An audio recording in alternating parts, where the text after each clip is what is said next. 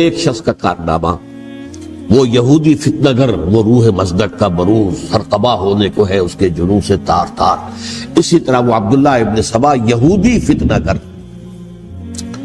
آج اہل تشیع میں سے بعض حضرات کہتے ہیں کہ یہ عبداللہ ابن سبا یہ تو افسانوی شخصیت، اس کی حقیقت کوئی تھی ہی نہیں، حالانکہ ان کی اپنی کتاب میں رجال کشی کے اندر اس کا ذکر موجود ہے. اور یہ بھی موجود ہے کہ حضرت علی رضی اللہ تعالیٰ عنہ نے اپنے عہد خلافت میں اسے زندہ جلوایا ہے. اس کی وجہ کیا تھی؟ یہ آیا مدینے کے اندر اسلام کا لبادہ اوڑھ کر اس نے چند عقیدوں کی اشاعت شروع کی. سب سے پہلے حضرت علی تو خدا ہیں، گاڈ انکارنیٹ، اوتار کا تصور، جیسے ہندوؤں میں ہے رام چندر جی خدا کا اوتار، اور عیسائیت میں بھی پہلے گاڈ انکارنیٹ کا تصور تھا کہ حضرت مسیح خدا کا اوتار، انکارنیشن آف گاڈ. تو اس نے کہا کہ حضرت علی تو خدا کا اوتار ہے، خدا ہے. نمبر 2، اس نے کہا کہ ہر نبی کا ایک وصی ہوتا ہے جس کے حق میں وہ وصیت کرتا ہے. تو حضور صلی اللہ علیہ وسلم کے وصی حضرت علی ہیں، لہذا خلیفہ تو اول روز سے حضرت علی ہیں. حضرت ابو بکر، حضرت عمر، حضرت عثمان یہ تو غاصب ہیں، اور حضرت عثمان کی خلافت تھی اس وقت تو خاص طور پر. پھر اس نے جو قبائلی عصبیت تھی اسے بھڑکایا. پرانی جو عصبیت چل رہی تھی قریش کے اندر، وہ دو گھرانے ایک دوسرے کے بدلے مقابل تھے. دیکھیے، ایک ہوتا ہے قبیلہ، ایک ہوتا ہے گھرانہ.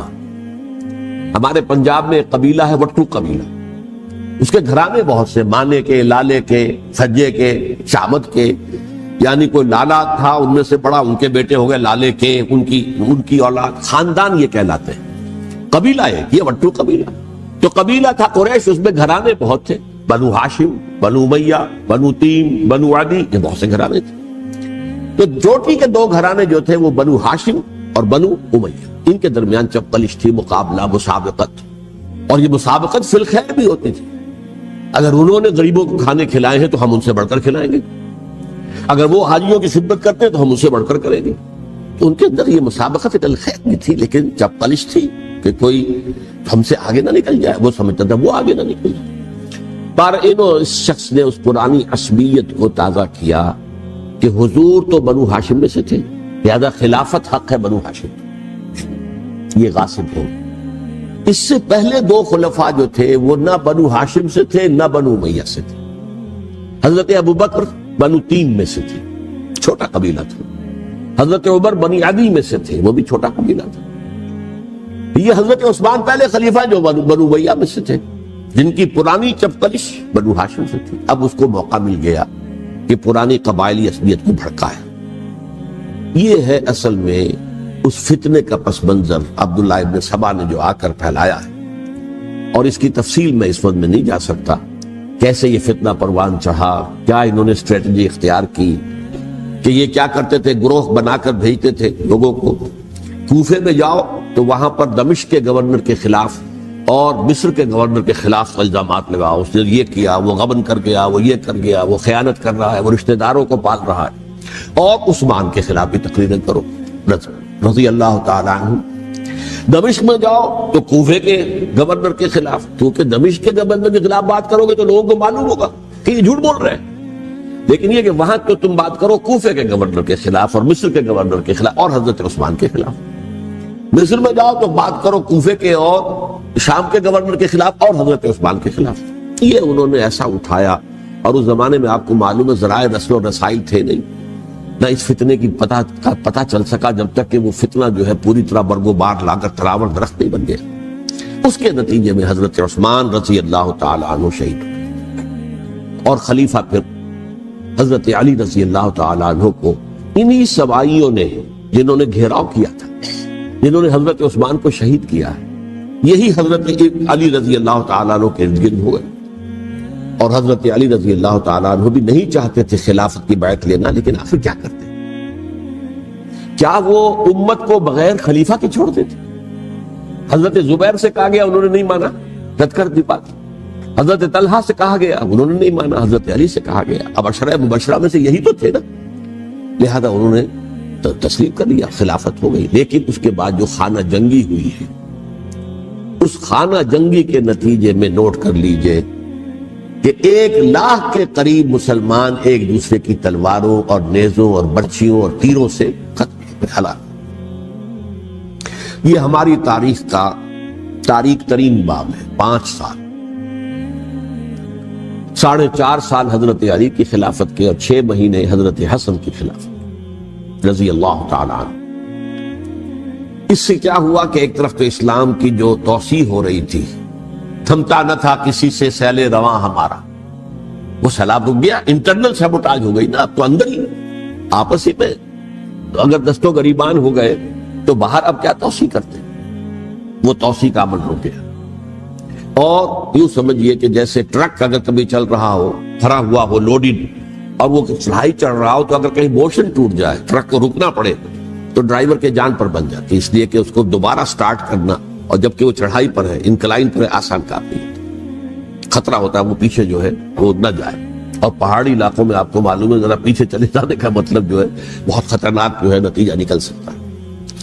بہرحال حضرت علی رضی اللہ تعالیٰ عنہ نے اپنے خلافت میں ایک کام یہ کیا، اب اس کی کیا مصلحتیں تھیں یہ تو انہی کے علم میں ہوگا، ہم قیاس کر سکتے ہیں اور میں اس طرف میں نہیں جانا چاہتا۔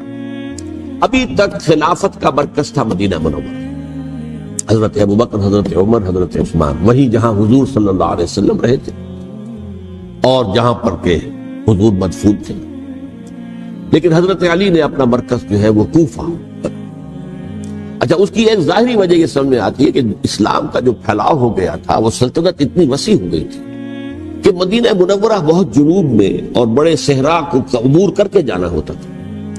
کوفہ جبکہ ایسی مقام پر تھا کہ جہاں سے مشرقی راستہ جا رہا ہے ایران کو، عراق کے اندر تو ہے وہ شہر کوفہ، اور پھر ایران اور خراسان اور ہندوستان کو راستہ جا رہا ہے، وہیں سے شمال کی طرف جا رہا ہے، شام کی طرف اور ترکی کی طرف، اور وہاں سے پھر یہ کہ مغربی افریقہ کو بھی کنٹرول کرنا، جو شمالی افریقہ کو وہ بھی آسان تھا۔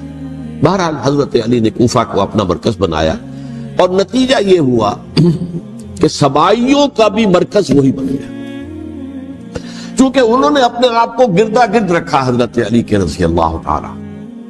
اب ظاہر بات ہے کسی پرٹیکولر پرسن کے خلاف تو کوئی مقدمہ موجود تھا نہیں، بلکہ جب جنگ جمل ہو رہی تھی، ابھی جنگ نہیں ہوئی تھی، حضرت عائشہ، حضرت طلحہ، حضرت زبیر وہ لے کر آئے تھے لشکر اس مطالبے کے لیے کہ حضرت عثمان کے قاتلوں کو سزا دی جائے، قصاص لیا جائے۔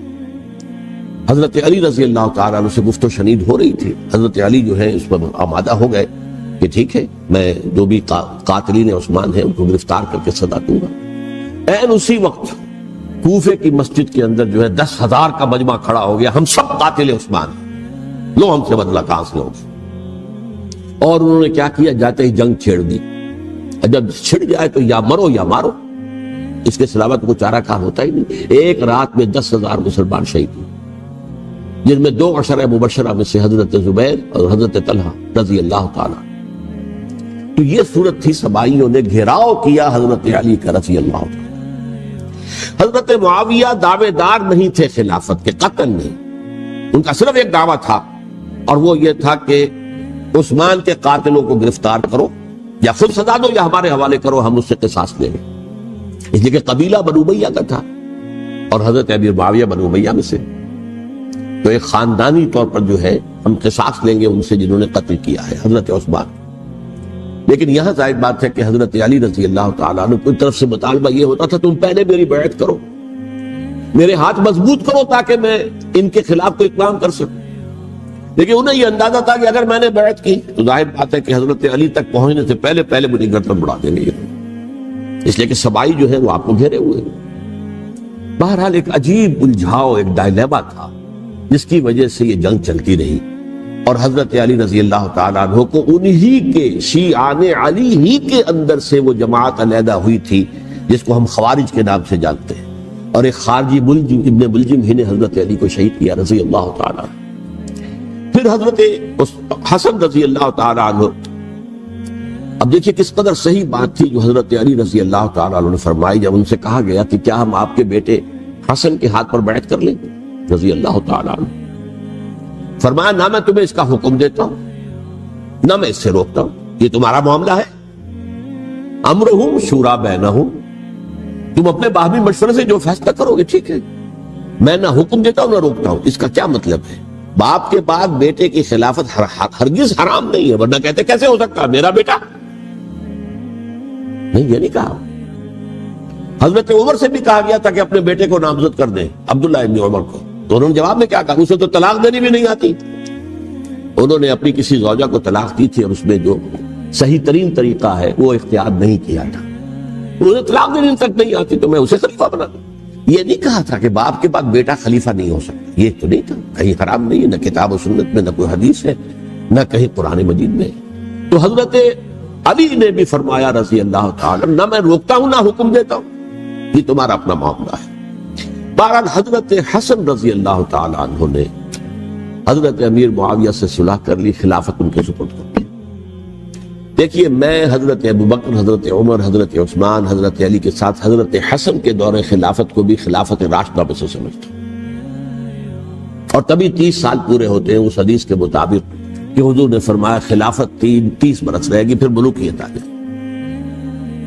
تو حضرت حسن کا بہت بڑا کارنامہ یہ ہے کہ اس خانہ جنگی کا دروازہ بند کر، اور یہ پیشن گوئی تھی حضور کی صلی اللہ علیہ وسلم. حضرت حسن کو جو بچے تھے حضور کے انتقال سے پہلے، میرا یہ بیٹا مسلمانوں کے 2 گروہوں میں صلح کرائے گا، یہ حضور کی پیشن گوئی تھی. اور وہ پیشن گوئی حضرت حسن کے علم میں بھی ہوگی یقیناً. بہرحال انہوں نے صلح کی حضرت امیر معاویہ کے ساتھ رضی اللہ تعالی عنہ، خلافت ان کے حوالے کر دی، اور کچھ شرائط تھی طے ہو گئی. اللہ خیر سے حضور کی تو یہ پیشن گوئی جو ہے صحیح ثابت ہوئی کہ میرا یہ بیٹا مسلمانوں کے 2 بڑے گروہوں کے درمیان صلح کرا دے. اور سبائیوں نے انہیں تانے دیے، یا عار المومنین، اے مومنوں کے لیے موجب عار، موجب شرم تم نے بزدلی دکھائی، تم نے امیر معاویہ کو خلیفہ تسلیم کر لیا، تم نے بزدلی دکھائی. معاذ اللہ ثم معاذ اللہ ثم معاذ. اب میں کچھ باتیں حضرت امیر معاویہ کے بارے میں کہنا چاہوں، اس لیے کہ وہاں اس میں میں نے حضرت معاویہ کے بارے میں یہ تو بہت شدت کے ساتھ کہا تھا، اور میں اب بھی اس پر قائم ہوں اور پوری طریقے سے قائم ہوں. میرا مستقل موقف یہی ہے کہ حضرت معاویہ رضی اللہ تعالیٰ عنہ کے دور خلافت کو ہم خلافت راشدہ میں شامل نہیں سمجھتے، اہل سنت میں سے کوئی بھی نہیں سمجھتا. لیکن اس کے ساتھ میں نے حضرت امیر معاویہ کے کچھ مناقب بھی بیان کیے ہیں تاکہ پلڑا جو ہے ترازو کا، اس کے دونوں پلڑے سامنے آئے. لیکن یہ کہ وہ حصہ میرے اس بیان کا نکال دیا گیا، ختم کر دیا گیا. یہ میں نہیں جانتا کہ اس میں کیا مصلحت دیکھی گئی ہے. اس میں تو کسی کے لیے کوئی معاملہ ایسا نہیں تھا، کسی کے جذبات کو جو ہے وہ ٹھیس پہنچانے والا. بلکہ میں نے کہا وہ خلیفہ راشد نہیں تھے، صاف میں نے کہا، بلکہ وہ دور ملوکیت کا آغاز ان سے ہو گیا. بلکہ جب ایک صاحب نے یہ کہا کہ کربلا کے بعد سے دور ملوکیت آ رہی تھی، تو میں نے کہا نہیں جناب، دور ملوکیت تو 20 سال پہلے پوری ہو چکی تھی، شروع ہو چکی تھی. حضرت امیر معاویہ کے بھی 20 سال میں وہ دور ملوکیت میں شمار ہے. انہیں کسری العرب بھی کہا گیا، عرب کے کسرا جو شہنشاہ ایران کا خطاب تھا، حضرت معاویہ رضی اللہ تعالیٰ عنہ کو کسری العرب کہا گیا، عرب کا کسرا یہ. لیکن دوسری طرف یہ ہے کہ وہ صحابی رسول تھے رضی اللہ تعالیٰ، حضور کے برادر نسبتی بھی ہیں، حضور کے سالے ہیں. ان کی ہمشیرہ ام حبیبہ حضور کی زوجہ محترمہ ہے، ام المومنین ہے، ام حبیبہ رضی اللہ تعالیٰ. پھر کس قدر معتمد علیہ تھے حضور کے کہ کاتبان وحی میں شامل تھے، وحی کی کتابت کرنے والے چند لوگ تھے جنہیں کہ حضور کہتے تھے کہ اب یہ آیت لکھ لو. ان میں سے ایک امیر معاویہ بھی رضی اللہ تعالیٰ. تو بڑے توازن کی ضرورت ہے. دیکھیے صحابہ کرام کا جہاں تک تعلق ہے، اہل سنت کا موقف یہ ہے کہ صحابہ کلہم عدول، صحابہ سب کے سب نیک نیت ہے، اور ان کی روایت جو ہے قبول کی جائے گی، رد نہیں کی جائے گی، ان پر کوئی جرح و تعدیل نہیں ہوگی. اس لیے کہ ان کا تزکیہ محمد رسول اللہ صلی اللہ علیہ وسلم نے کیا تھا. لہذا یہ تو ہو سکتا ہے کہ کسی صحابی سے کوئی خطا ہو جائے، لیکن وہ خطا اجتہادی ہوگی، نیت کی خطا نہیں، نیت کی غلطی نہیں. اگر کسی صحابی کی نیت پر حملہ کیا جائے تو یہ اصل میں طعن ہے، حملہ ہے حضور پر کہ وہ تربیت دے نہیں سکے اپنے ساتھیوں کو. معاذ اللہ ثم معاذ اللہ ثم معاذ اللہ، وہ تزکیہ کر ہی نہیں سکے. 3 جگہ جو قرآن میں آیا ہے یتلو علیہم آیاتہ ویزکیہم، تو کیا تزکیہ کیا؟ اگر ان کے قریب ترین ساتھی جو تھے، اگر ان کے اندر بھی بدنیتی تھی اور دنیا کی طلب تھی، اور دنیا کے اندر اقتدار حاصل کرنے کا جذبہ تھا، تو پھر کیا کیا تزکیہ کیا؟ معاذ اللہ ثم معاذ اللہ۔ لہذا صحابہ سب کے سب عدول ہیں اور ان سے اختلاف ممکن ہے، لیکن ان کی نیت پر حملہ نہیں ہو سکتا۔ تو حضرت امیر معاویہ کی شخصیت ایک چیز ہے، آپ کا دور خلافت دوسری چیز ہے۔ شخصیت کے اعتبار سے صحابی رسول ہیں، برادر نسبتی ہیں حضور کے صلی اللہ علیہ وسلم، اور پھر یہ کہ اس قدر معتمد علیہ ہے صحابہ میں سے کہ وہ کاتبان وحی، یہ عام آدمی کے کرنے کا کام نہیں تھا جو وحی کی کتابت کرے، اللہ کے کلام کی۔ البتہ یہ ہے کہ جیسا کہ میں نے عرض کیا، ان کا دور خلافت راشدہ نہیں ہے، وہ ملوکیت کا دور ہے۔ یہ میں نے جیسا کہ عرض کیا، میں نے ایک صاحب نے جب یہ کہا کہ ملوکیت شروع ہو رہی تھی، میں نے کہا شروع نہیں ہو رہی تھی، ملوکیت تو 20 سال پہلے شروع ہو چکی تھی۔ اسی طریقے سے ایک صاحب نے کہا تھا کہ اسلام کو قائم کرنے کے لیے حضرت حسین میدان میں آئے، میں نے کہا یہ بھی غلط ہے، اسلام تو 60 سال پہلے قائم ہو چکا تھا۔ نبی اکرم صلی اللہ علیہ وسلم کے دستے مبارک سے اسلام قائم ہو گیا، جاء الحق وزهق الباطل ان الباطل کان زهوقا، پھر 30 برس تک وہ کامل شکل کے اندر قائم رہا۔ تو اسلام جو ہے وہ در حقیقت اب قائم کرنے والی بات نہیں تھی، البتہ اس کے اندر زوال شروع ہو گیا تھا۔ تو زوال کے عمل کو روکنے کے لیے حضرت حسین میدان میں آئے۔ یہ ایک چیز کو صحیح تاریخی پرسپیکٹو میں رکھنا، تو جس طرح سے دین کو قائم کرنے کے لیے دیکھیں، قائم تو کیا محمد رسول اللہ صلی اللہ علیہ وسلم والذین معہ رضی اللہ تعالی عنہ، انہوں نے کیا تھا۔ ہاں اب جو ہے وہ اپنی اس شاندار حیثیت سے نیچے گرنے لگا تھا، وہ میں بعد میں عرض کروں گا کہ میں نے اسے کیا عرض کیا تھا کہ یہ اس زوال کو روکنے کے لیے کسی طریقے سے یہ اپنی اصل حقیقت میں قائم رہے۔ یہ حضرت حسین رضی اللہ تعالیٰ عنہ کی سعی تھی۔ اچھا، حضرت امیر معاویہ کے جو 20 سال ہیں وہ پورے امن، سکون، اطمینان، کوئی جھگڑا، کوئی فساد، کوئی اختلاف، کوئی باہمی فانت جنگی، کچھ 20 سال۔ یہ بھی تاریخ کی بڑی چشم کشا حقیقت ہے جو عام طور پر لوگوں کے علم میں نہیں ہے۔ سبائی بھی دبتے رہے، حضرت امیر معاویہ کی حکومت اتنی مضبوط تھی، کنٹرول، کہ ان کو کچھ سر اٹھانے کا موقع نہیں ملا۔ موجود تھے، دبکے رہے، جیسے کہ میں نے کہا ریولوشن کے آخری مرحلے پر آ کر جو مخالفین ہیں وہ دب جاتے ہیں کہ پھر دیکھیں گے موقع ملے گا تو پھر لیں گے ان سے حساب کتاب۔ 20 سال رہے ہیں پورے امن کے۔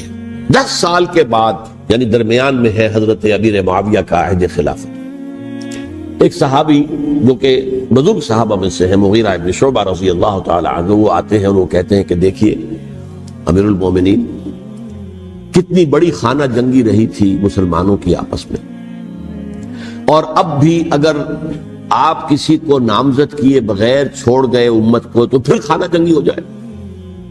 1 لاکھ اس وقت جو ہے وہ ہلاک ہوئے تھے، نہ معلوم اب کتنے ہلاک۔ لہذا آپ اپنی زندگی ہی میں نامزد کر دیجئے کسی کو خلیفہ، ولی عہد بنا دیجئے۔ حضرت امیر معاویہ نے ابتداءً جو ہے انکار کیا نہیں، لیکن ان کے دلائل ایسے تھے وزنی، اور میں سمجھتا ہوں کہ وہ بات صحیح تھی جو مغیرہ ابن شعبہ نے کہی، اس لیے کہ اب صحابہ کرام میں سے جو کبار صحابہ تھے وہ تو سب دنیا سے رخصت ہو چکے تھے۔ اب تو یا صغار صحابہ رہ گئے تھے جو حضور کے زمانے میں بچے تھے، حضرت حسن، حضرت حسین، عبداللہ ابن زبیر، یہ بچے تھے نا، یا تو وہ تھے، اور یا بالکل نو مسلم تھے، اور نو مسلموں میں بڑی تعداد وہ تھی جو ایرانیوں کی تھی، شامیوں کی تھی، ادھر کی تھی، ادھر کی تھی۔ تو ان کو تو ظاہر بات ہے کہ تربیت نبوی سے کیا خلافت راشدہ سے بھی اکثر و بیشتر کو کوئی حصہ ملا ہی نہیں۔ تو اس صورت میں اب وہ اعلیٰ ترین معیار پر حکومت کے نظام کو قائم کرنا ممکن نہیں ہے۔ کوئی قبائلی عصبیت جب تک حکومت کی پشت پر نہیں ہوگی، حکومت مستحکم نہیں ہوگی۔ یہ گویا کہ ایک جس کو کہتے ہیں کہ حقیقت بینی، واقعیت پسندی، ایک آئیڈیالزم ہے اور ایک ریئلزم ہے کہ آپ فیکٹس آن دی گراؤنڈ کو غور کریں، سوچیں اس کے اوپر اور پھر کوئی فیصلہ کریں۔ اس اعتبار سے پھر حضرت امیر معاویہ نے بات مان لی اور بیعت لے لی لوگوں سے حضرت یزید کے لیے کہ یہ خلیفہ ہوں گے میرے بعد، اس کو ولی عہدی کہتے ہیں۔ اچھا، اس وقت 5 افراد ایسے تھے کہ جنہوں نے اس سے اختلاف کیا۔ یہ بات بہت اہم ہے۔ میرا کتابچہ ہے سانحہ کربلا، اس کے کچھ نسخے آج یہاں ہوں گے، آپ لوگ پڑھیے اسے غور سے اور پھیلائیے تاکہ حقیقت سامنے آئے۔ 5 افراد کون تھے جو ہونے چاہیے؟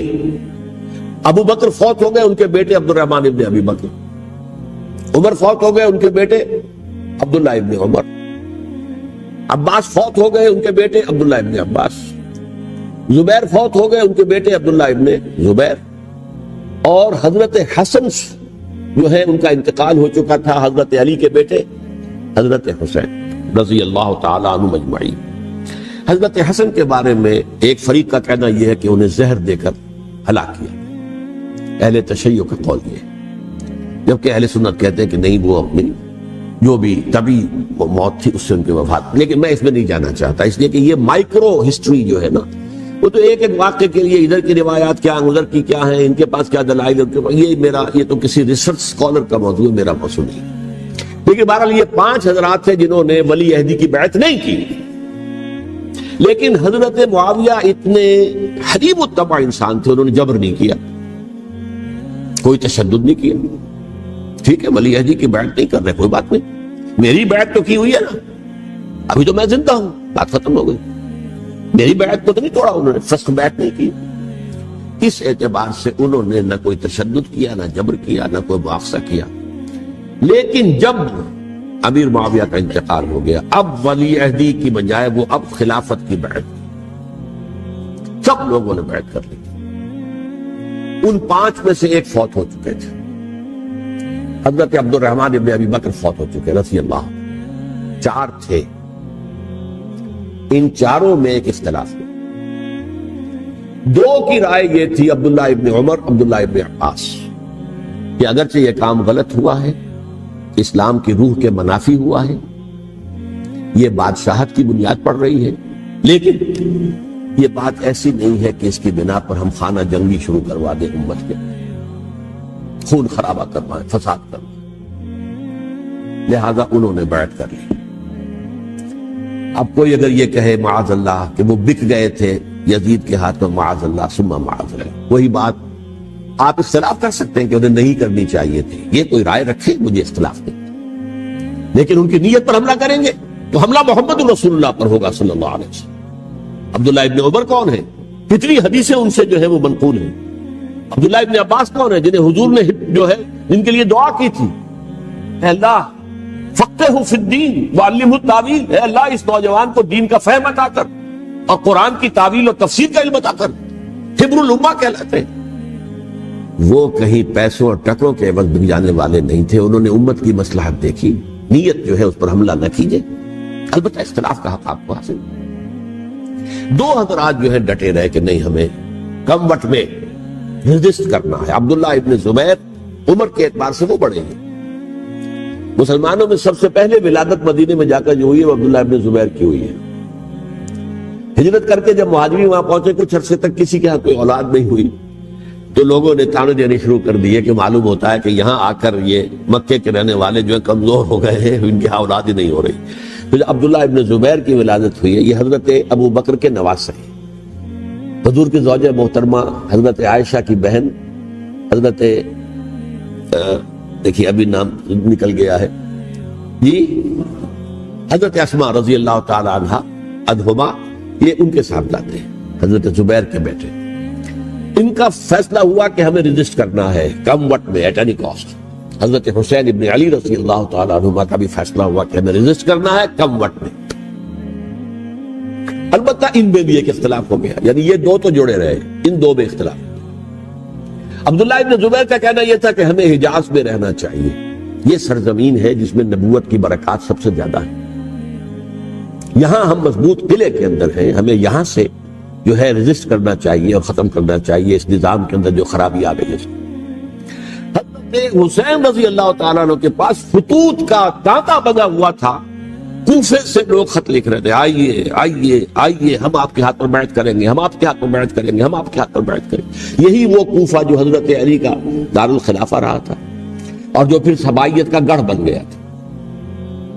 چنانچہ حضرت حسین نے حضرت مسلم بن عقیل کو بھیجا وہاں پر کہ میرے نمائندے کی حیثیت سے جا کر وہاں پر بیعت لو۔ 10-12 ہزار افراد نے بیعت کر لی، لیکن اس کے بعد یزید کی طرف سے گورنر بنا کے بھیجا گیا ابن زیاد کو ابن زیاد نے آ کر جو تشدد کیا اور سختی کی تو سب کے سب بیعت توڑ کر اور سب منحرف ہو گئے. مخلصین تو وہ تھے نہیں. الکوفی لایوفی، کوفی جو ہے وہ تو کوئی وعدہ وفا کرنے والا ہوتا ہی نہیں. بیعت توڑ دی. فمن نقص فانما ينقص على نفسه. بیعت کے بعد بیعت توڑ دینا بہت بڑا گناہ ہے. توڑ دی. ادھر اطلاع مل گئی حضرت حسین کو، چل چکے تھے وہ، راستے میں تھے کہ وہاں تو مسلم بن عقیل شہید ہو گئے اور سب لوگوں نے بیعت توڑ دی. اب واپس جانا چاہتے تھے لیکن مسلم بن عقیل کے بیٹے جو ہے اڑ گئے. یہ عرب کی اپنی ایک جو ہے پرانی ان کی حمیت اور ان کا قبائلی نظام کہ اب ہم اپنے والد کے خون کا قصاص لیے بغیر نہیں جائیں. حضرت حسین رضی اللہ تعالیٰ عنہ کی مروت اور شرافت کہ یہ میرا ساتھ دینے کے لیے آئے تھے، اب میں ان کا ساتھ نہ دوں تو یہ تو شرافت اور مروت کے خلاف ہے. کہا اچھا چلو چلتے. وہاں جا کر بھی عین اپنے میدان کے اندر بھی حضرت حسین رضی اللہ تعالیٰ عنہ نے 3 چیزیں پیش کی ان کوفیوں کے لشکر کے خلاف. سب سے بڑا لشکر کے اندر سب سے بڑے تو کوفی تھے جنہوں نے بیعتیں کی ہوئی تھی حضرت حسین کے ساتھ. دیکھو مجھے جانے دو واپس حجاز کی طرف، یا مجھے سرحدوں پر بھیج دو تاکہ میں کافروں کے ساتھ جنگ کرتے ہوئے اپنی جان دے دوں، یا مجھے یزید کے پاس جانے دو، میں اپنا معاملہ اس سے طے کر لوں. لیکن کوفیوں کو یہ گوارا نہیں تھا. اگر یہ یزید کے پاس پہنچ گئے تو ہمارا کچا چٹھا بیان کر دیں گے کہ مجھے تو ان لوگوں نے برگلا کر بلایا تھا. اس لیے کہ دیکھیے حضرت امیر معاویہ کے 20 سالوں کے دوران میں بتا چکا ان کی حکومت اتنی مستحکم تھی کہ اس کے خلاف کوئی فتنہ اٹھانا ممکن نہیں تھا. اب کیونکہ ایک چینج اوور ہوا تھا، اور چینج اوور میں آپ کو معلوم ہوتا ہے کہ ایک جس کو کہتے ہیں every thing is in the melting پاٹ. ابھی تو یہ درمیان کے اندر معاملہ ہے تو انہیں موقع ملا سر اٹھایا. حضرت حسین رضی اللہ تعالیٰ عنہ کو جو خطوط لکھے جس کے کہ تھیلے کے تھیلے اور بوریوں کی بوریاں بھری ہوئی حضرت حسین کے ساتھ تھی، وہ کہا کہ آئیے ہم آپ سے بیعت کریں گے. انہوں نے نہیں مانا. اور اصل میں حضرت حسین کے قاتل وہ کوفی میں وہ بزدل، وہ منافق جنہوں نے بیعت کر کے بیعت توڑی. اور اب وہ آ گئے کہ اگر یہ حسین رضی اللہ تعالیٰ عنہ بچ کر کہیں یزید کے پاس پہنچ گئے تو پھر ہمارا کچا چٹھا جو ہے وہ سامنے آ جائے گا اور ہماری پھر شامت آ جائے گی. لہذا انہوں نے قتل کیا حضرت حسین کو رضی اللہ تعالیٰ. ایک بات جو علامہ ڈاکٹر قلب صادق نے فرمائی اور میرے علم میں یہ بات پہلے نہیں تھی، وہ یہ کہ حضرت حسین کے قتل کا فتویٰ ایک بہت بڑے مفتی نے دیا تھا. یہ بات بھی ذرا سمجھ لیجیے. حضرت حسین رضی اللہ تعالیٰ عنہ کے قتل کا فتویٰ ایک بہت بڑے مفتی نے دیا تھا. کیوں دیا تھا؟ اس لیے کہ حضور کی احادیث موجود ہیں کہ جب ایک شخص کی ایک خلیفہ کی بیعت ہو جائے تو دوسرا اگر کھڑا ہو تو اسے قتل کر دو. کھلی حدیث. اسی لیے ایک بہت بڑے مفسر بھی ہیں، فقیہ بھی ہیں، قاضی ابن العربی رحمت اللہ علیہ. ایک ابن عربی ہیں الف لام کے بغیر، ابن عربی، وہ بہت بڑے صوفی ہیں، فلسفی ہیں، اندلس کے ہیں. یہ قاضی ابن العربی ہیں جنہوں نے قرآن کی ایک تفسیر لکھی ہے اس اعتبار سے کہ صرف ان آیات کی تفسیر جن سے کہ فقہی احکام جو ہے ان کا استنباط ہوتا ہے. یہ 2 تفسیریں اس طور سے لکھی گئی ہیں قرآن مجید کی. احکام القرآن ان کا نام ہے دونوں کا. ان میں سے ایک جو ہے قاضی ابن العربی کی ہے. ان کا ایک جملہ نقل ہوتا ہے، قتل الحسین بسیف جدہ. حسین قتل ہو گئے اپنے ہی نانا کی تلوار سے. وہ تلوار کیا تھی؟ جب کسی کی بیعت ہو چکی ہو پھر کوئی کھڑا ہو مدعی خلافت. میرے نزدیک حضرت حسین مدعی خلافت نہیں تھے. یہ بات اس وقت سامنے لوگوں کے نہیں آئی، بلکہ حکومت نے یہ باور کرا دیا کہ یہ تو باغی ہے، یہ مدعی ہے خلافت کے. انہوں نے تو دعویٰ نہیں کیا خلافت، وہ تو صرف اس عمل کو روکنے کے لیے میدان میں آئے تھے. اور اس بات کو اچھی طرح سمجھ لیجئے کہ اس وقت تک یہ جو تصور آج ہمارے پاس ہے کہ ریاست علیحدہ ہے، حکومت علیحدہ ہے. State of Pakistan, we are loyal to the state of Pakistan. ہم ریاست پاکستان کے وفادار ہیں، گورنمنٹ آف پاکستان کے وفادار نہیں ہیں. We are not loyal to the government. Government تو کبھی بے نظیر کی تھی، ہم اس کے خلاف تحریک چلا رہے تھے، یا کبھی کسی اور کی تھی اس کے خلاف تحریک چل رہی ہے، یا کبھی ضیاء الحق کی تھی اس کے خلاف تحریک چل رہی ہے۔ گورنمنٹ کو بدلنا تو عوام کا حق ہے، آج اس وقت نہیں تھا، اس وقت ریاست اور حکومت کا کوئی فرق نہیں تھا، لہذا جو حکومت سے اختلاف کرے گویا کہ باغی ہے۔ یہ ہے اصل میں وہ پیچیدہ مسئلہ کہ کیوں کسی مفتی نے فتویٰ دے دیا، اس لیے کہ اس وقت تک ریاست اور حکومت کا فرق واضح نہیں تھا دنیا پر۔ یہ تو ابھی کوئی 100-150 سال کی بات ہے کہ آج ہمارا جو پولیٹیکل سائنس کا ایولیوشن ہوا ہے وہ اس اسٹیج تک پہنچ گیا ہے کہ اسٹیٹ علیحدہ ہے، حکومت علیحدہ ہے۔ حکومت تو اسٹیٹ کے 3 آرگنز میں سے ایک آرگن ہے، ایڈمنسٹریشن حکومت کی ہے، جوڈیشری ہے اور لیجسلیچر ہے، 3 آرگنز ہیں بڑے بڑے، ان میں سے ایک ہے۔ تو حکومت کو بدلنا تو عوام کا حق ہے، چاہے وہ ووٹ کے ذریعے بدلے چاہے ایجیٹیشن، اگر پرامن ایجیٹیشن ہے اس سے حکومت کو بدلنے کا حق حاصل ہے دستوری طور پر ہر اعتبار سے۔ اس وقت یہ نہیں تھا، لہذا صورتحال یہ بن گئی کہ حکومت وقت نے باور کرا دیا مسلمانوں کو، ورنہ سوچئے نواسۂ رسول کو قتل کرنا کوئی آسان کام تھا۔ آخر سب کلمہ گو تھے کہ نہیں تھے؟ کلمہ گو تو تھے نا، اور حضور سے عقیدت و محبت میں کبھی، لیکن یہ کہ فتویٰ اگر ایک بہت بڑے مفتی کا، جو کہ حضرت علامہ ڈاکٹر قلب صادق صاحب نے فرمایا، مجھے اس مفتی کا نام بھی معلوم نہیں، کہ ایک مفتی ہی کا فتویٰ تھا وہ، جس کے بنا پر اب ان لوگوں نے حضرت حسین کو قتل کیا، اور یہی وجہ ہے کہ انہوں نے پھر خیموں کو بھی آگ لگا دی۔ بھائی حالانکہ دیکھیے اگر دشمنی کا انتقام ہوتا تو حضرت علی بن حسین جو بیمار تھے، جو بعد میں زین العابدین رحمت اللہ علیہ کے نام سے پھر یہ اہل تشیع کے چوتھے امام معصوم ہیں، حضرت علی، حضرت حسن، حضرت حسین، اور پھر حضرت علی بن حسین زین العابدین رحمت اللہ علیہ، کیا ان کو بھی قتل کرتے تھے؟ حضرت حسین کی نسل ختم ہو جاتی، لیکن نہیں کیا۔ آگ کیوں لگائی؟ آگ اس لیے لگائی کہ وہ جو ڈاکومنٹری پروف ہے ہماری غداری کا یزید کے خلاف حضرت حسین کو جو ہم نے دعوت دی، وہ جو ڈاکومنٹری پروف خطوط کی شکل میں موجود ہے وہ ختم ہو جائے، ڈسٹرائے ہو جائے۔ اس کے لیے انہوں نے خیموں میں آگ۔ بہرحال یہ ہے تاریخی پس منظر، یہ اسی سبائی فتنے کا تسلسل ہے جس نے سب سے پہلے حضرت عثمان کی جان لی رضی اللہ تعالیٰ۔ 5 سال تک مسلمانوں میں خانہ جنگی رکھی، حضرت علی کو پھر شہید کیا، اور اس کے بعد جو ہے 20 سال حضرت امیر معاویہ کے تو سر نہیں اٹھا سکے، لیکن پھر جب ایک چینج اوور ہو رہا تھا تو اس وقت انہوں نے موقع غنیمت سمجھا کہ اب کھڑے ہو جاؤ اور اب دوبارہ ایک فتنہ جو ہے اس کو امت کے اندر پیدا کر دو۔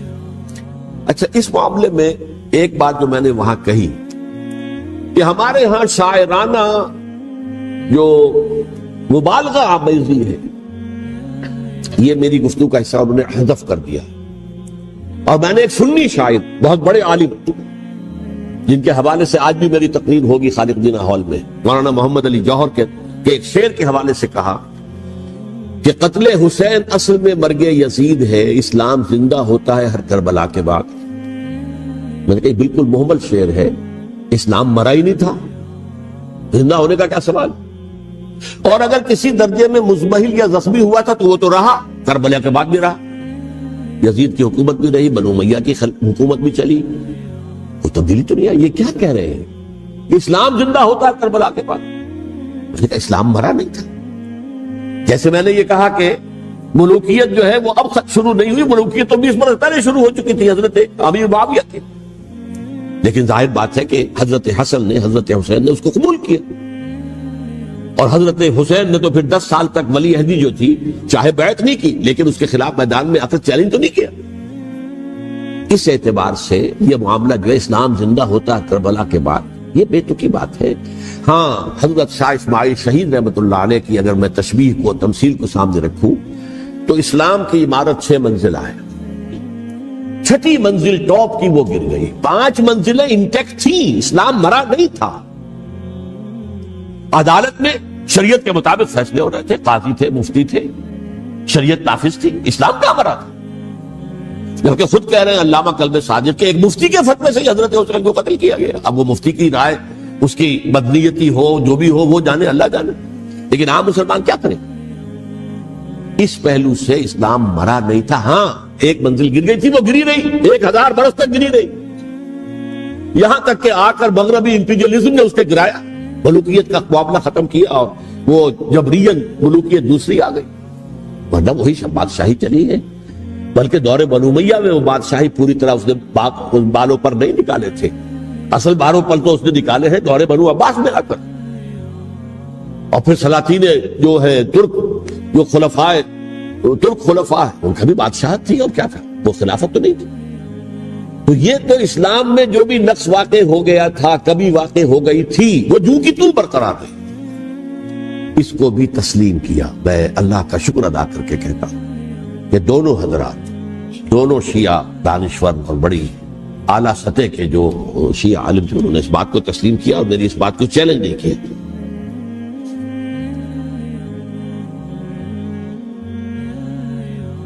اصل میں تیسری بات میں نے یہ کہی کہ دیکھیے حضرت حسین رضی اللہ تعالی عنہ کی اس شہادت کے بعد،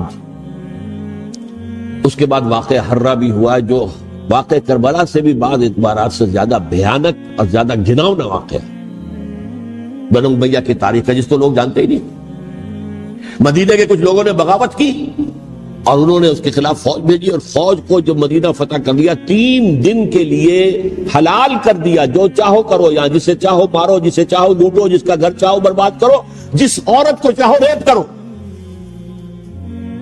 اور یہ مدینہ النبی کے اندر ہوا، تو کاٹ کھانے والی ملوکیت کے اندر بہت سے واقعات ہوئے۔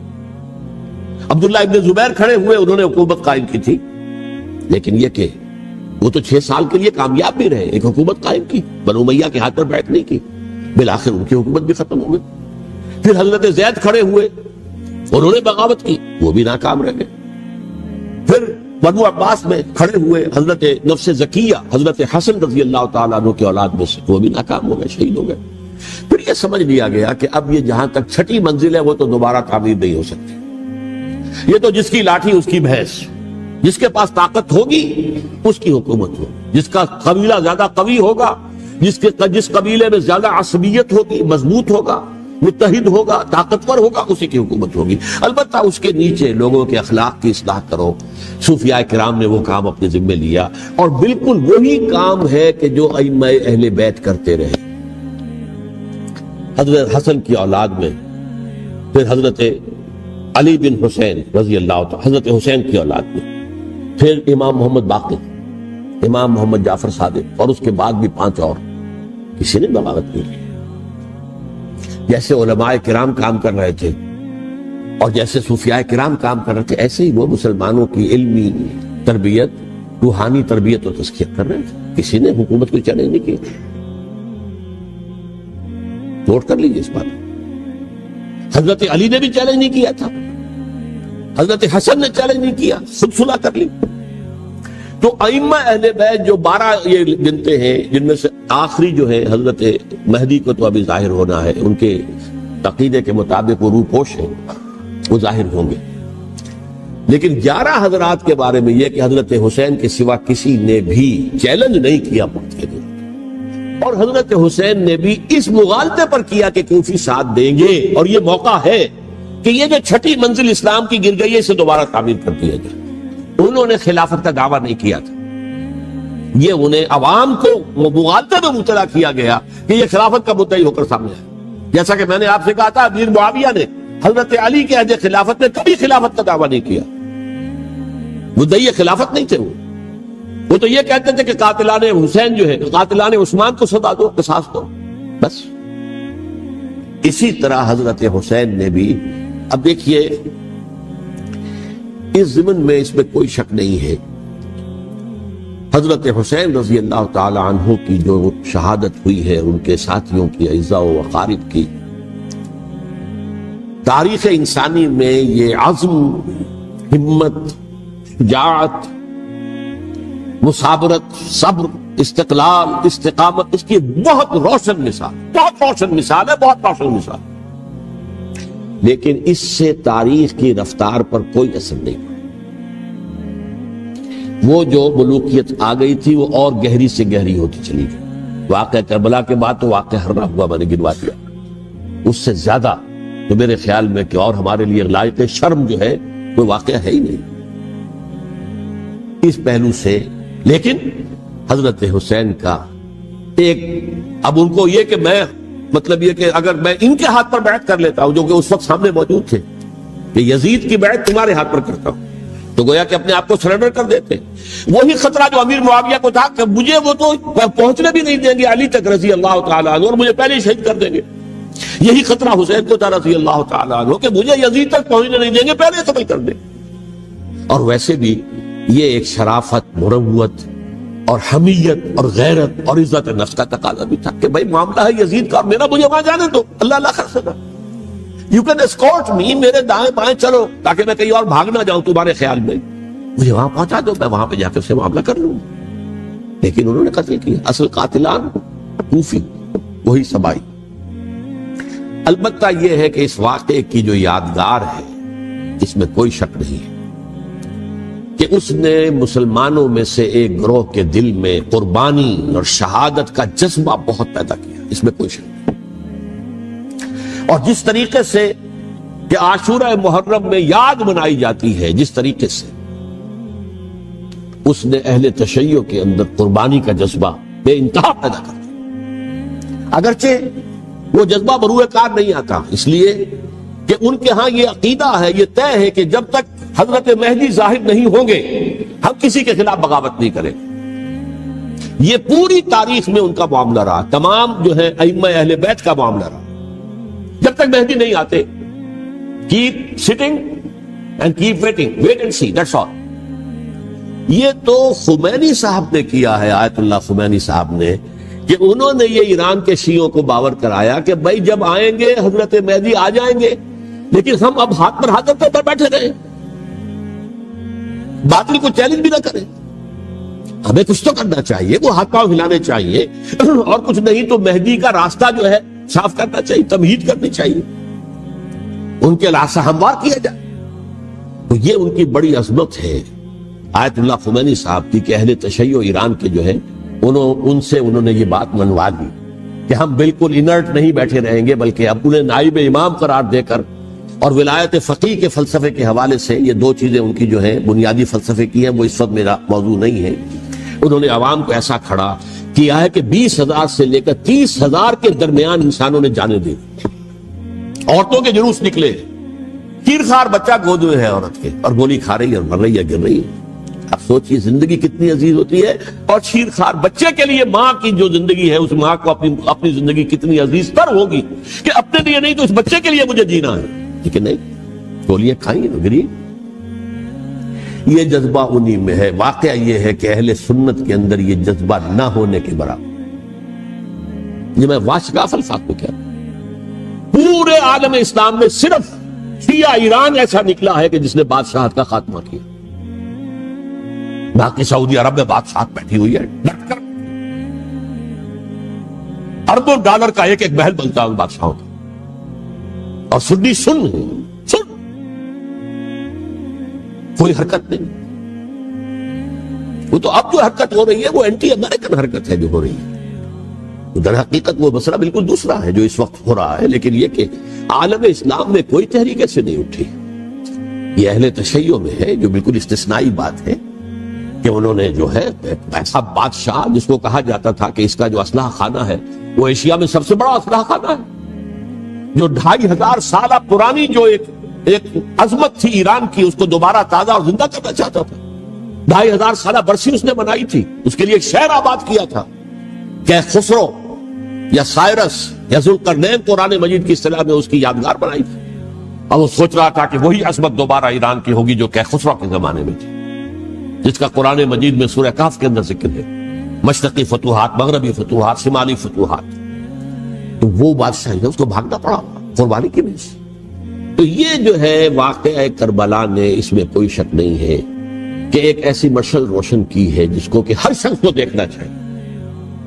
یہ بھی انسان، جیسے کہ اقبال نے ایک شعر کہا تھا غالب کے لیے، فکر انسان پر تیری ہستی سے یہ روشن ہوا ہے، پرے مرغ تخیل کی رسائی تاک ہو جا۔ تو فکر انسان پر حضرت حسین کی قربانی سے یہ واضح ہوا ہے کہ انسان کس حد تک جا سکتا ہے قربانی دینے کے لیے اپنے کسی مقصد کے لیے۔ مقصد ان کا جو تھا، میں نے اسی لیے آیت پڑھی تھی، معاذ اللہ ثم معاذ اللہ۔ میں ایک آخری بات جو کہہ رہا ہوں وہ نوٹ کر لیجئے، ایک خاص انتہائی نقطۂ نظر کے عام کیے جانے کی وجہ سے سنیوں میں بھی ایک انتہائی رد عمل پیدا ہوا ہے، ایکسٹریم رائٹسٹ سنی سے۔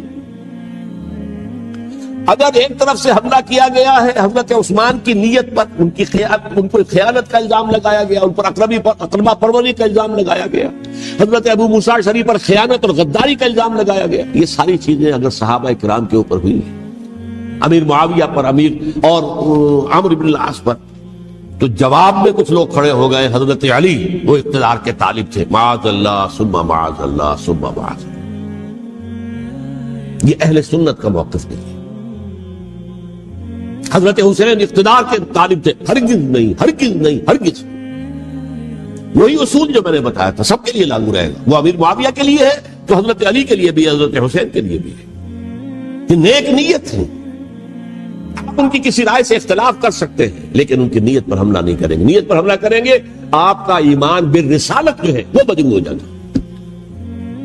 یہ رسول کے ساتھ، رسول نے ان کا تزکیہ کیا، یتلو علیہم آیاتہ ویزکیہم، اس کا سارا عمل محمد کا کیا ہوا صلی اللہ علیہ وسلم۔ تو صحابی کے معاملے میں یہ ہمارے ہاں ان کو اہل سنت جو ہیں، جو معتدل مزاج کے، اکثریت ان کی، یہ تو چند لوگ ہیں، ذرا قلم چلا لیتے ہیں تو ان کی بہت سی کچھ چھوٹی چھوٹی کتابیں بھی شائع ہو گئی ہیں بہت، لیکن انہیں اہل سنت نے قرار دیا ناسبی یا خارجی۔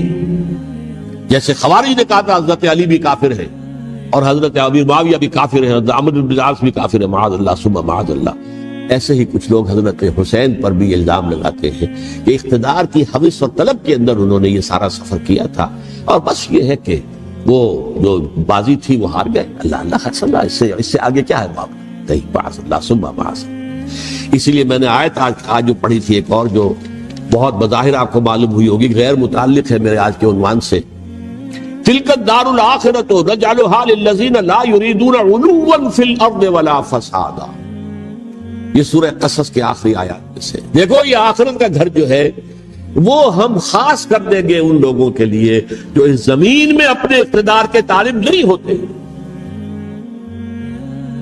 زمین میں اقتدار کے طالب ہوگے فساد ہو جائے، تم بھی طالب میں بھی طالب، جھگڑا ہوگا، لڑائی ہوگی، دنگا ہوگا، فساد ہوگا۔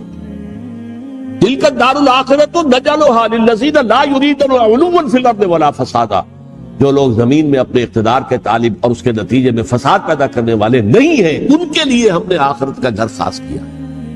والعاقبۃ للمتقین، اور عاقبت جو ہے، انجام کار، آخرت جو ہے وہ تو متقیوں کے لیے ہے۔ اسی میں آئیں گے سب صحابہ کرام، خواہ وہ حضرت علی ہے رضی اللہ تعالیٰ عنہ، اور خواہ وہ حضرت امیر معاویہ ہیں، حضرت عثمان ہیں رضی اللہ تعالیٰ عنہما، خواہ حضرت حسن ہیں، حضرت حسین ہیں رضی اللہ تعالیٰ عنہما، خواہ عبداللہ ابن زبیر ہے، خواہ عبداللہ ابن عباس ہے، خواہ عبداللہ ابن عمر رضی اللہ تعالیٰ عنہم اجمعین۔ اس اصول کو سامنے رکھ کر اختلاف آپ کر سکتے ہیں کسی سے بھی، لیکن کسی کی نیت پر حملہ کریں گے تو اصل میں آپ کا ایمان بالرسالت مجروح ہو جائے گا۔ علی کو نبی اکرم صلی اللہ علیہ وسلم نے اپنا نائب بنا کر چھوڑا تھا جب غزوہ تبوک میں جا رہے تھے مدینے میں۔ حضرت علی نے کہا بھی کہ مجھے آپ عورتوں کے ساتھ بٹھا کے جا رہے ہیں، فرمایا تمہارا مقام میرے ساتھ وہی ہے جو موسیٰ کے ساتھ ہارون کا تھا۔ ہارون کو چھوڑ کر گئے تھے نا یہودیوں کے پاس جب گئے تھے تورات لینے کے لیے، تو تمہارا وہی مقام ہے میرے ساتھ۔ یہ حضرت علی ہیں رضی اللہ، ان کے بارے میں میرا، ان کی کیا عظمت میری نگاہ میں۔ تو یہ 3 کتابچے ہیں، مجھے نہیں معلوم تیسرا یہاں ہے یا نہیں ہے، بہرحال آپ لوگوں کو ریکمینڈ کر رہا ہوں کہ ان کا مطالعہ کریں۔ اب یہ کہ آخری بات یہ کہ اصل ہمارے کرنے کا کام کیا ہے۔ دیکھیے کیوں نہیں کیا کسی نے بھی خروج کا معاملہ، وہ میں واضح کر چکا ہوں، بغاوت نہیں کی، کیوں؟ ایک تو ریاست اور حکومت میں فرق نہیں تھا، ذرا کھڑا ہو اور وہ باغی قرار پائیں گے، واجب القتل ہو جائے گا، فتوے کی زد میں آ جائے، یہ معاملہ تھا۔ اور دوسرے یہ کہ عمارت پوری گری نہیں تھی، ایک منزل گری تھی۔ آج ہم کہاں کھڑے ہیں؟ پوری عمارت گری ہوئی ہے، نہ شرعی عدالتیں ہیں، نہ شرعی فیصلے ہیں، نہ احکام الہی نافذ ہے، نہ حدود اور قصاص کے معاملات، کچھ بھی نہیں۔ ہمارا فرض کیا ہے؟ حضرت حسین کی مدح کرتے رہیے، تعریف کرتے رہیے، صحابہ کرام کی مدح کرتے رہے، مدح صحابہ، اس کے لیے مجلسیں قائم ہو رہی۔ بھائی کر کیا رہے ہو؟ تھے تو آبا وہ تمہارے ہی، مگر تم کیا ہو؟ ہاتھ پر ہاتھ دھرے منتظر فردا ہو۔ تلک امۃ قد خلت لہا ما کسبت ولکم ما کسبتم۔ وہ تو ایک امت تھی جو چلی گئی، اللہ کے ہاں پہنچ گئے۔ جو کچھ انہوں نے کمایا وہ ان کے لیے، تمہارے لیے نہیں ہے۔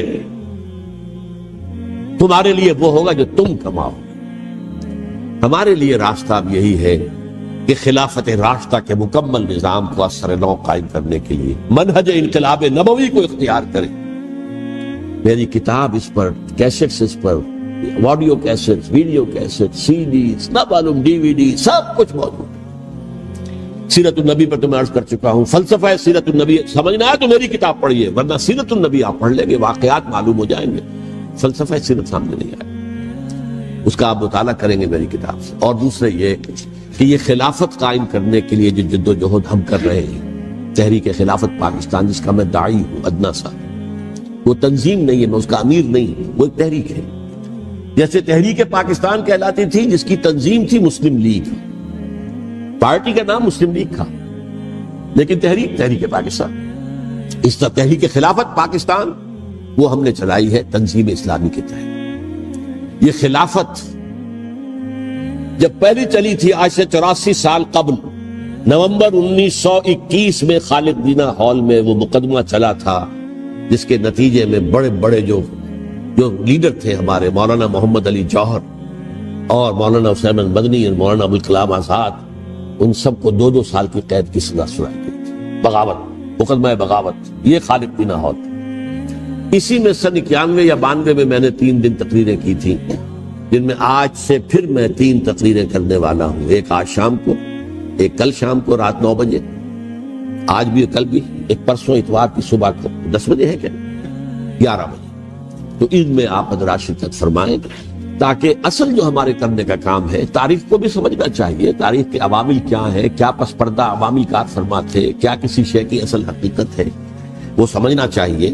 لیکن یہ ہے کہ اس اعتبار سے میں نے جب یہ لفظ استعمال کیا تھا اس مذاکرے میں، لپ سروس، کہ یہ ہم صرف لپ سروس کرتے رہے، مدح کے بیان کرتے رہے، منقبت بیان کرتے رہے، حضور کی نعتیں کہتے رہے، اس سے تو بات نہیں بنے گی جب تک کہ وہ فرض منصبی شہادت علی الناس کا جو ہمارے ذمے ہے بحیثیت امت محمد صلی اللہ علیہ وسلم، اس کو ادا نہ کرے۔ مجھے خوشی ہے کہ اس کی بھی تائید دونوں حضرات نے کی، ہاں یہ لپ سروس کا معاملہ ہے۔ اللہ تعالی حضرت حسین کے نقش قدم پر چلتے ہوئے، بلکہ اصل میں تو ہمارے لیے اسوہ رسول ہے محمد صلی اللہ علیہ وسلم، اس پر چلتے ہوئے ہم پاکستان میں اسلام کا نظام خلافت قائم کرنے کی